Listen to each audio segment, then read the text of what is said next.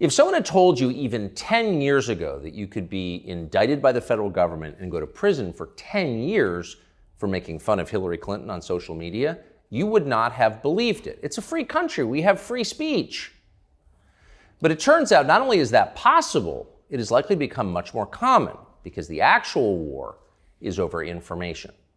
One of its first casualties is a man called Doug Mackey, who during the 2016 election made fun of Hillary Clinton on Twitter, and then a few years later found himself the subject of a federal raid, an indictment, and then a conviction.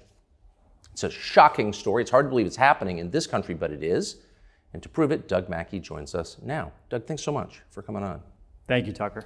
So I've never even seen you in person before. You have not, I don't think, spoken about this publicly, or at least very often, since it happened. So give us just a quick background on who you are. I read, I think in BuzzFeed, that you were a dangerous white nationalist militant.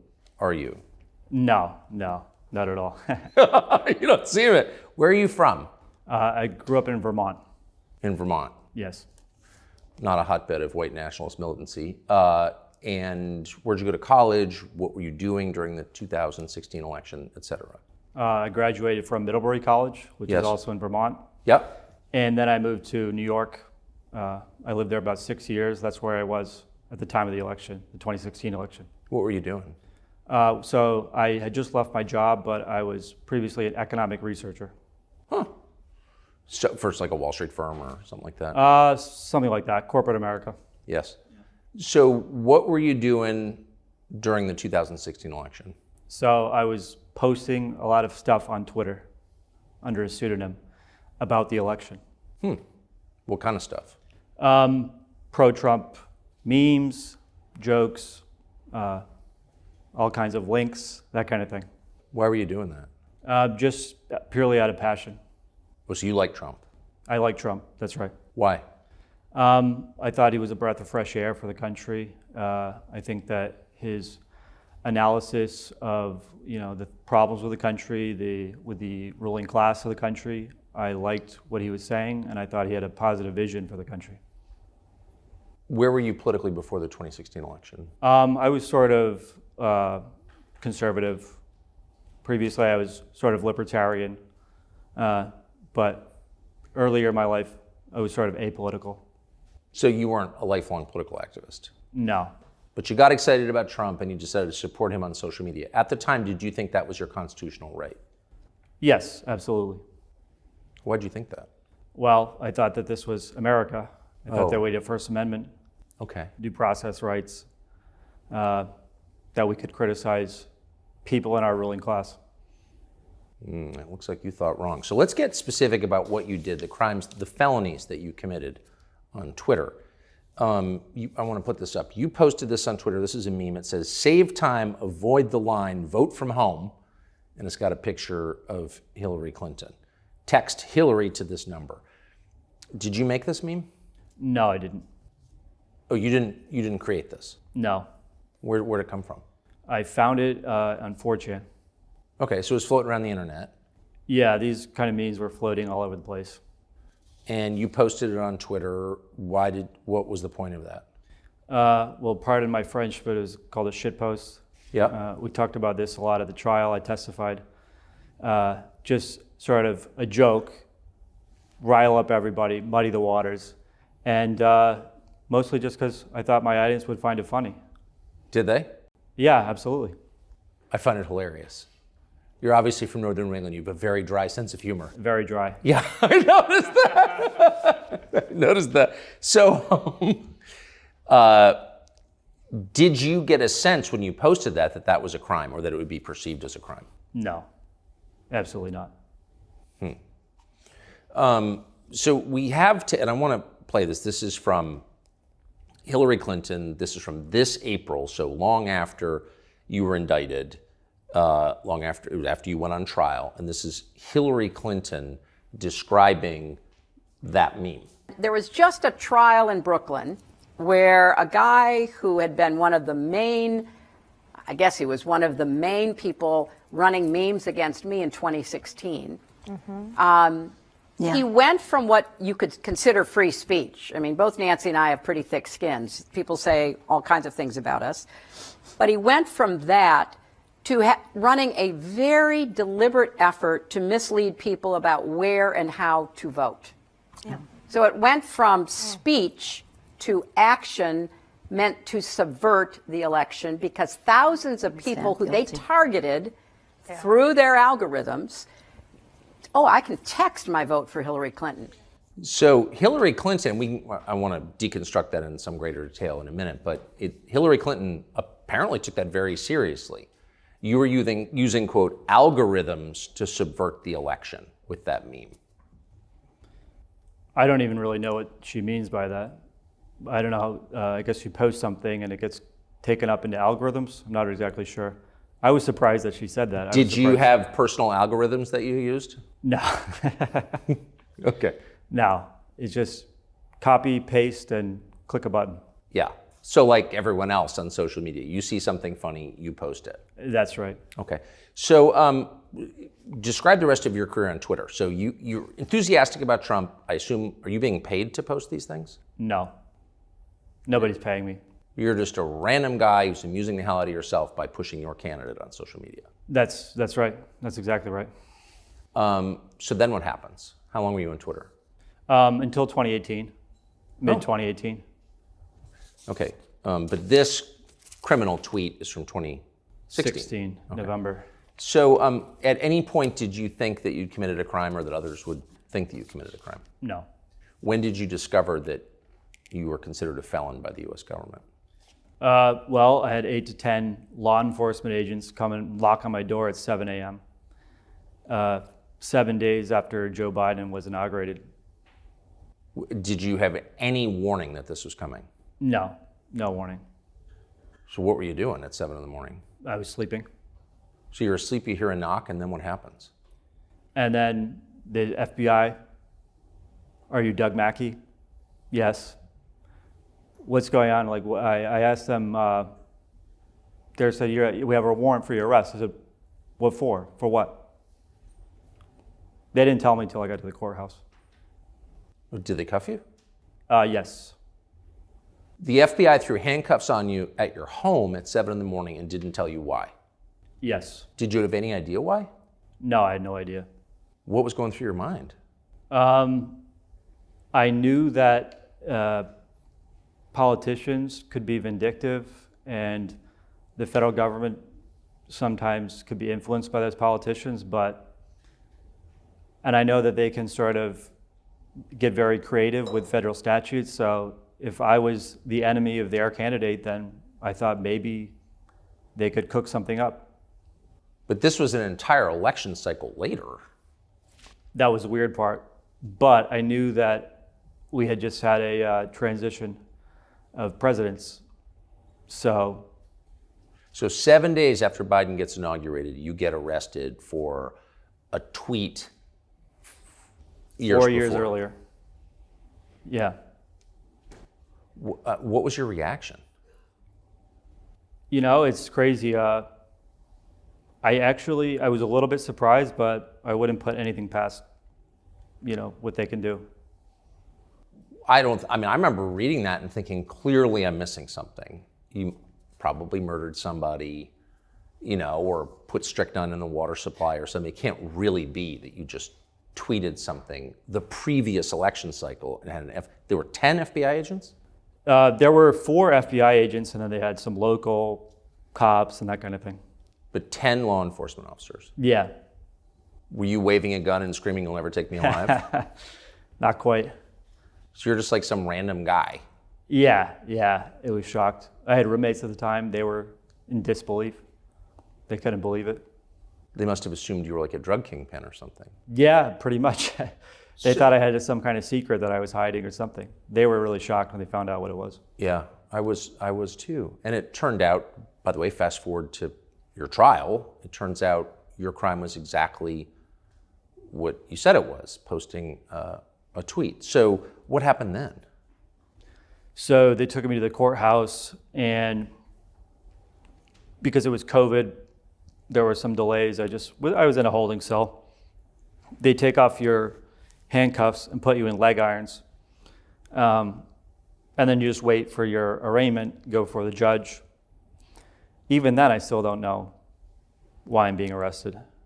They got a public defender on Zoom speaking for you. And then...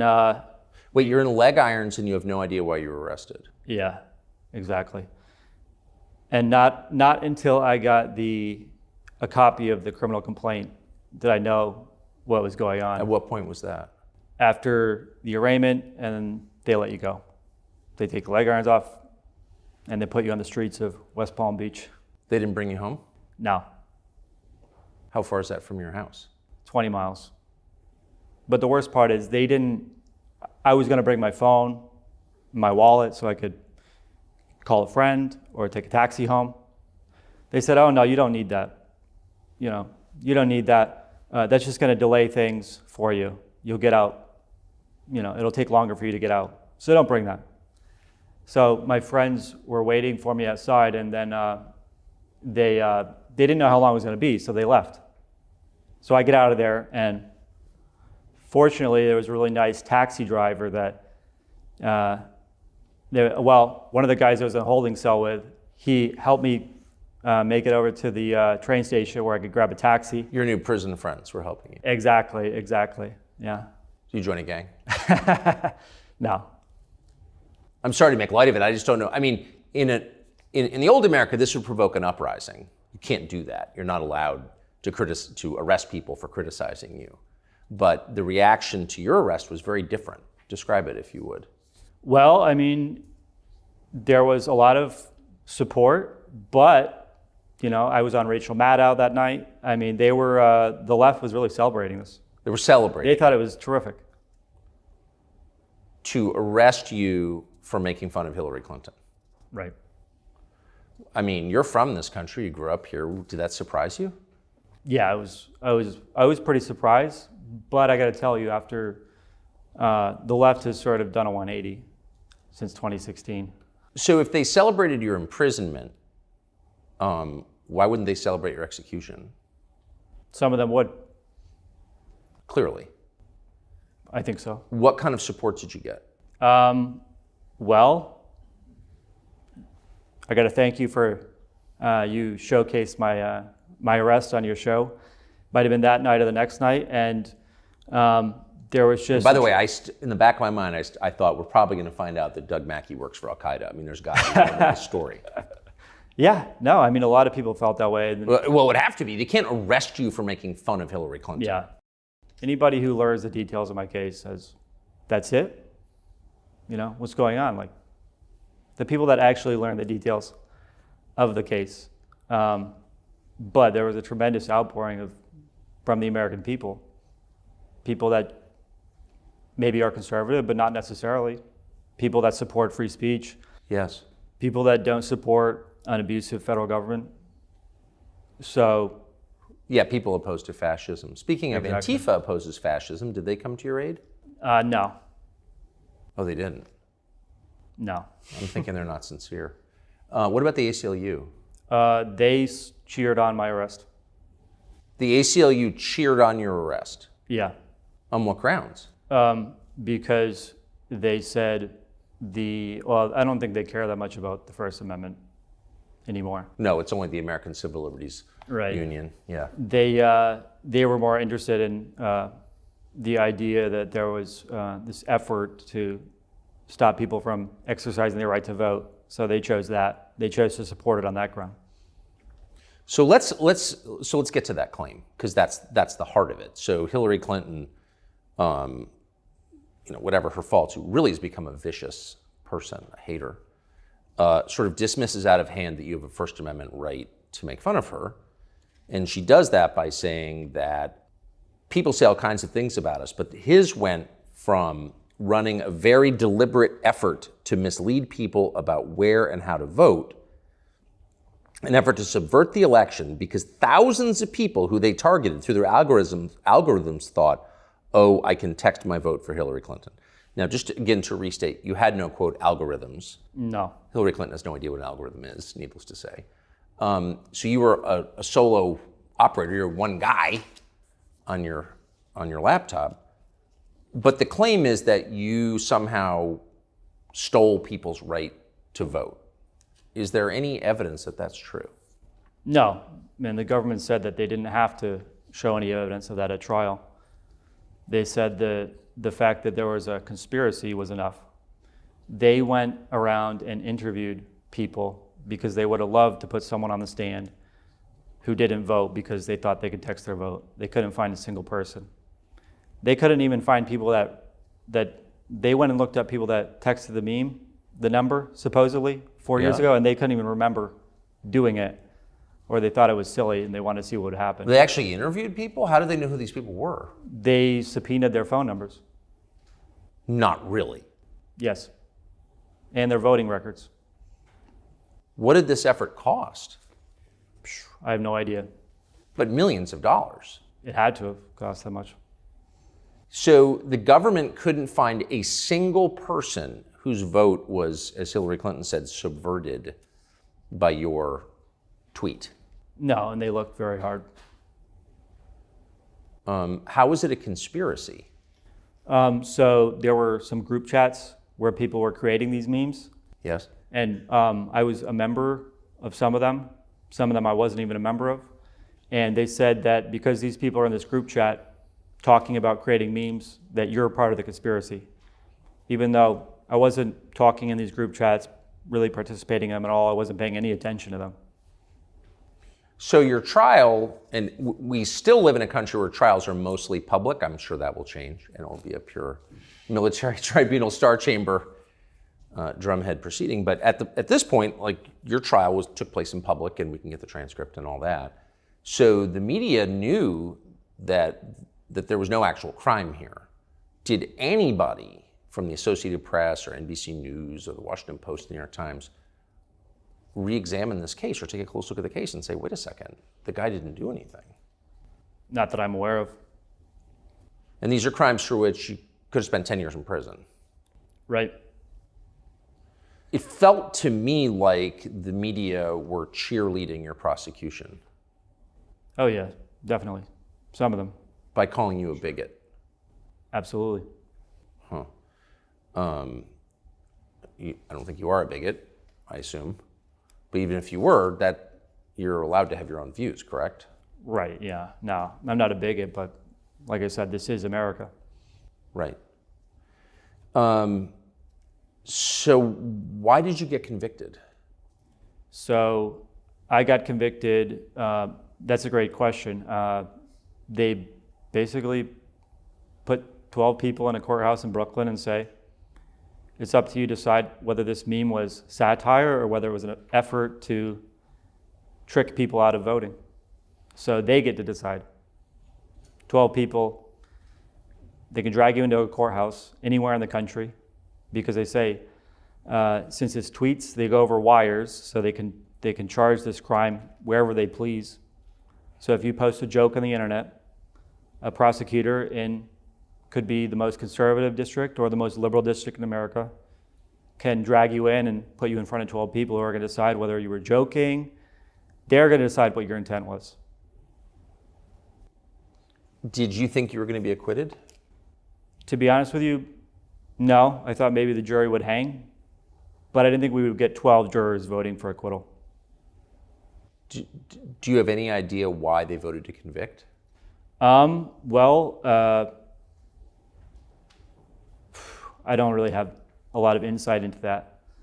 But with this kind of a charge, they don't need direct evidence to convict you. So really, unless I'm misinterpreting what you're saying, you were convicted on the basis of what they claimed your intent was. That's exactly right. They could not find a single person who was harmed by this. They could find no actual effect of this so-called subversion of our democracy. You didn't actually subvert our democracy. There's no evidence that you did. No. But they claimed that you wanted to. They claimed that I wanted to and that I agreed to enter into a conspiracy with other people. Were those people charged? One of them was. He cooperated. Cooperated? In what way? He testified at trial that we had a silent agreement. To subvert democracy? That's right. Did you? Well, I don't know how you can have a silent agreement with someone 1,000 miles away over the internet. Had you ever met this person? No, never met him. I didn't even, at the time, November 2016, I had never even spoken to him one-on-one, or I don't even think in a group chat. What role did the Huffington Post play in this case? So I was posting pseudonymously, so they doxed me in 2018. So you were not using your real name, as That's right. Many people don't, both on the internet and in literature. And a Huffington Post reporter decided to reveal your true identity. Yes. Who was the reporter? Luke O'Brien. Luke O'Brien. How did he find out who you were? Just through some, basically, people that leaked my name to him, basically. Huh. Disgruntled people, or whatever you want to call it. So because Luke O'Brien did this, you were arrested and faced 10 years in prison. Oh yeah, absolutely. I mean, their criminal complaint basically was just using what Luke O'Brien did. So it sounds like, in effect, Luke O'Brien, like so many journalists, is actually working for the national security state in order to imprison and destroy people who dissent. Could be. Does it sound that way a little bit? I have my suspicions, I guess. Boy, you are from Vermont. I'm tempted to ask you, how do you get there from here? You have a right to be anonymous on the internet, obviously. Luke O'Brien's supposed to be like a reporter or something, and he's spending his time trying to discover your identity because he doesn't like your politics. What was the effect, other than the federal indictment, of being doxxed by the Huffington Post? It was very difficult, personally, for me. Very hard on my family, very hard on myself, and very hard on my friends. So it was very difficult. You know, I lost a lot at the time, but I think it was also... Tell me what you lost. So I lost basically just friends. I had difficult relationships with family members, and I just had to restart everything. Because you were revealed to have said naughty things on the internet? That's right, yeah. Does sound kind of Soviet, doesn't it? Yeah, I think it does. Huh. Are you afraid to go to prison? I don't think so. How many guys from your class at Middlebury have gone to prison? None that I'm aware of. None that you're aware of, right. I mean, so I guess kind of what I'm saying is you're not from a world where it was expected you would wind up facing a prison term. No. How has this changed your view of the United States? Well, I don't know if that we're a free country. I'm not sure. I have my doubts, like I said. So if you can be thrown in prison for making fun of Hillary Clinton, I mean, does set a precedent, does it not?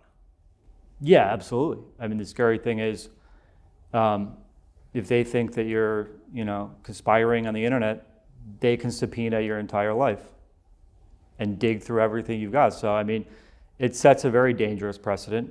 Not only the fact that they can pick you up and drag you to whatever federal district they want in the entire country, because tweets go over wires. Well, you made fun of Hillary Clinton in 2016 in a pretty lighthearted way, by the way. It's obvious now that she's evil. I mean, she would be delighted to see you go to prison, and that's evil. Just say it out loud. Did you know that about her when you mocked her in 2016? I don't know. I saw what she... I mean, any politician who roots for her critics to go to prison is by definition like, that's Idi Amin territory. Well, let me right? just put it this way. I saw her reaction to when Gaddafi was murdered, so... Yeah. I think if anything, we understated her darkness. Did members of Congress come out in support of you? Some have, actually, yes. In a meaningful way, in a way that helped you? I mean, I'm very grateful for it. I don't know I don't know how much power they have. I mean, they can maybe open investigations, that kind of thing. But so far, there have been some that have been supportive.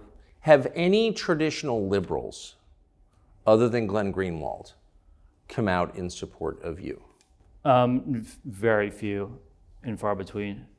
It's been very few and far between. There are a couple, and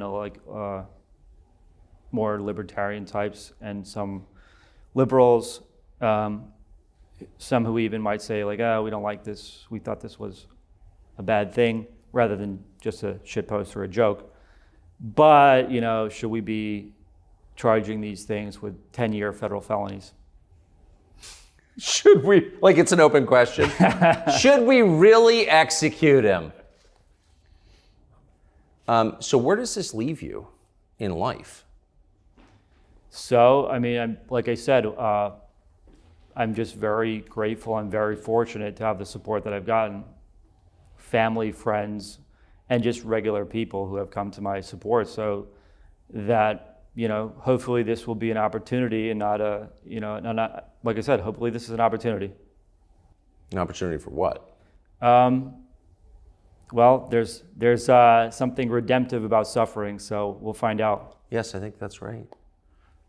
But I mean, so in the past several years since you were indicted, like how much of your life has been spent dealing with this case? Well, I've got great lawyers that have handled it, a lot of it for me, but definitely a lot of time, a lot of hours, a lot of preparation for trial. And I think just the stress of it is very difficult, you know. But at the same time, I think that you learn to roll with the punches. But does it ever, I mean, how much do you fight self-pity? To be honest with you, I don't like self-pity. Good. Doug Mackey, good luck. Thank you. We're definitely rooting for you. And I'm sorry on behalf of the country that you had to go through this. It's just one of the worst things I've ever seen. Thank you very much. Thank you very much. Thank you.